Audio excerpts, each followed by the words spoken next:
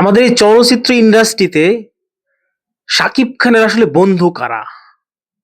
কারা শাকিব খানের শত্রু? চলুন সেটা একটু খুঁজে বের করার চেষ্টা করি।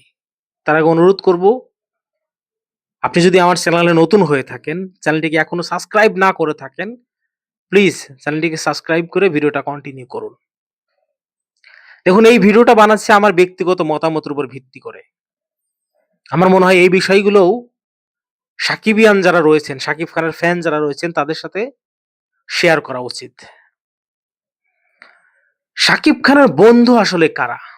চলুন শাকিব খানের বন্ধু থেকে শত্রুতে রূপান্তরিত হওয়ার যে লিস্ট, সেইটা আগে খুঁজে বের করি এবং শাকিব খানের বন্ধু কারা, শাকিব খানকে মূলত মন থেকে কারা ভালোবাসে, তাদের নাম একটু পরে আমি বলবো। দেখেন, পরিচালক শাহানুর রহমান সোহানের কথা আপনারা অনেকেই জানেন। শাকিব খানের সাথে প্রায় 25 থেকে 30টা সিনেমাতে কাজ করেছেন। শাকিব খানের তিনি শাকিব খানের বন্ধু বলেও দাবি করেন, যদিও বয়সে তিনি শাকিব খান থেকে সিনিয়র, তারপরেও শাকিব খানের বন্ধু বলে তিনি দাবি করেন। কিছুদিন আগেও একটা ইন্টারভিউতে দেখলাম শাকিব খানের নামে উল্টাপাল্টা কথা বলতেছে। কারণ একটাই, এখন আর শাকিব খানকে দিয়ে তার কোনো স্বার্থ উদ্ধার হয় না। তারপর আসি এমডি ইকবালের কাছে। এমডি ইকবালও কিন্তু একসময় শাকিব খানের খুব কাছের মানুষ ছিল। এমডি ইকবালের ডিরেকশনে শাকিব খান সিনেমাও করেছেন। যতদিন শাকিব খানকে নিয়ে তার স্বার্থ সিদ্ধি করার ব্যাপার ছিল, ততদিন শাকিব খানকে সে ব্যবহার করেছে। তারপরে প্রিয়তমা ডিরেক্টর আরশাদ আদনান, সেও নিজেকে শাকিব খানের বন্ধু বলে দাবি করতো একটা সময়। প্রিয়তমা সুপার ডুপার হিট, তারপর রাজকুমার সুপার হিট একটা মুভি, সেখান থেকে অনেক অনেক মুনাফা তিনি ইনকাম করে নিয়েছেন। কিছুদিন আগেও তিনি সেটা বলেছেন যে এই দুইটা সিনেমা থেকে সে অনেক অনেক কোটি কোটি টাকা লাভ করেছেন। এখন তিনি তো শাকিব খানের বন্ধু, তিনি নিজেকে শাকিব খানের বন্ধু দাবি করতেন। কিন্তু শাকিব খানের কোনো বন্ধুকে তো এই যে শাকিব খানের নামে বাজে কথা বলা হয়, শাকিব খানকে নিয়ে বিভিন্ন সিন্ডিকেট করা হচ্ছে, শাকিব খান যেন মিডিয়াতে কাজ করতে না পারে সেই চেষ্টা করা হচ্ছে। কোনো বন্ধুকে না সবর হতে দেখলাম না। কোনো বন্ধুকে কথা বলতে দেখলাম না মিডিয়ার সামনে শাকিব খানের পক্ষে। কেউ না। নাথিং। এরকম আরো অনেক বন্ধু আমরা দেখেছি। চরকির ব্যবস্থাপনা পরিচালক, আলফায়ার ব্যবস্থাপনা পরিচালক, শাহরিয়ার শাকিল, রেদওয়ান রনি, তুফান যখন করে সিনেমাটা, তখন কিন্তু তাদের সাথে গলায় গলায় পিরিত ছিল শাকিব খানের সাথে। কারণ তুফানের মতো একটা সিনেমা তৈরি করতে হবে এবং সেখানে শাকিব খানকেই লাগবে।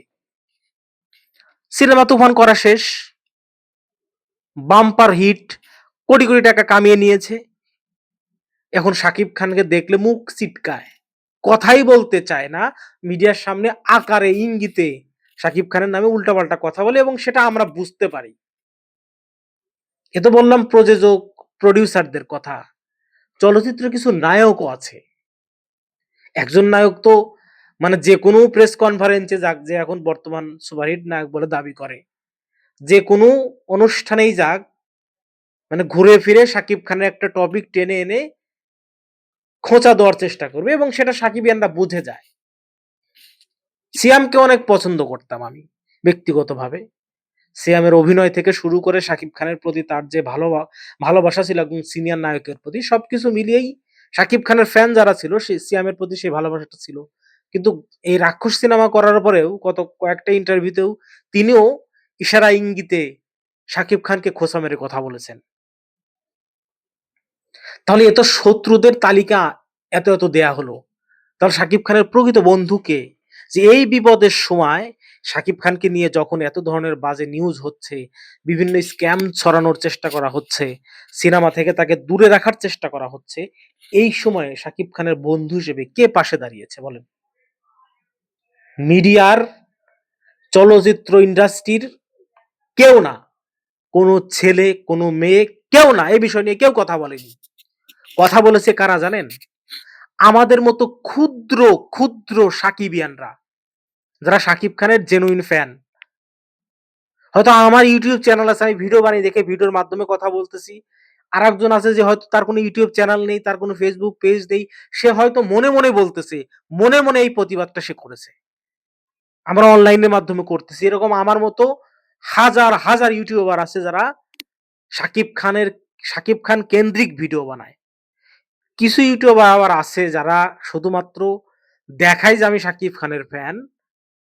শাকিব খানকে নিয়ে ভিডিও আমি প্রতিনিয়ত বানাতে থাকি শুধু ভিউ এর জন্য। মূলত উচিত কথা, প্রতিবাদমূলক কথা তাদের কাছ থেকে কখনোই আমরা শুনতে পাইনি। কিন্তু আমাদের কোনো স্বার্থ নেই। শাকিব খানের সাথে মেগাস্টার শাকিব খানের সাথে আমাদের কখনো দেখা হয়নি। কোনদিন হবে বলে সেটাও জানি না। যদি হয়ে যায় সেটা আমার কপাল, ভাগ্য, সৌভাগ্য, তার সাথে দেখা হবে।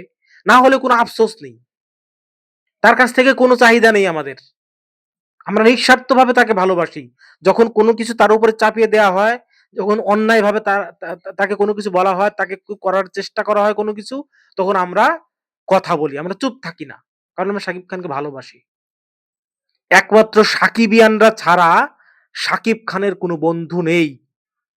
মিডিয়া ইন্ডাস্ট্রির সবাই সাকিবের শত্রু।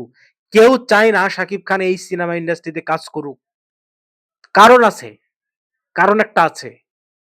শাকিব খান তাদের থেকে ধরাছোঁয়ার এতটাই বাইরে, তারা চাইলেও তারা কখনো শাকিব খানকে ছুঁতে পারবে না। এইজন্য তারা হিংসা করে। যে আমিও মুভি করি, আমিও একজন হিরো।